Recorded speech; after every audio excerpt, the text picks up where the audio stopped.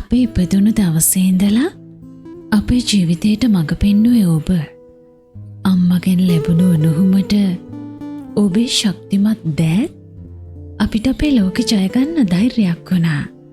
ඔබ හැමදාම දුක් විඳින්නේ දරුවන්ගේ හෙට වෙනුවෙන්.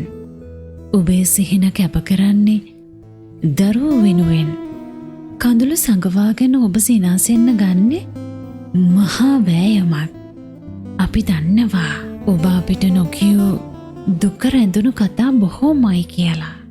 ඇත්තටම ඔබ අපේ සතුට වෙනුවෙන් නොසැලී වෙහෙසෙන අප්‍රකට වීරයෙක්. ඔබේ නිහඬ බව තුළ හැමදාම සැඟවිලා තිබුණේ මහා සාගරයක් තරම් සෙනෙහසක්. රැලිවැටුණු ඔබේ ගොරෝසු දෑත්වල කැටයම් වෙලා තියෙන්නේ නිදැල්ලෙගිය කාලය වෙනුවට දරුවන්ගේ අනාගතය වෙනුවෙන් ඔබ කරපු කැපවීම්. අපේ ලෝකෙ වීරයා ඔබ. අපේ ලෝකෙ නොසැලෙන බලකොටුවත් ඔබ. තාත්තා කියලා කියන්නේ හුදු වචනයක් විතරක් නෙවෙයි.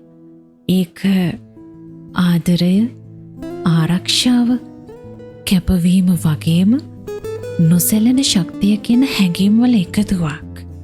ඒ ශක්තියට, ඒ ආදරයට, ඒ කැපවීමට අපි හැමෝම යහපත් සිතෙන් ආශිර්වාද කරමු.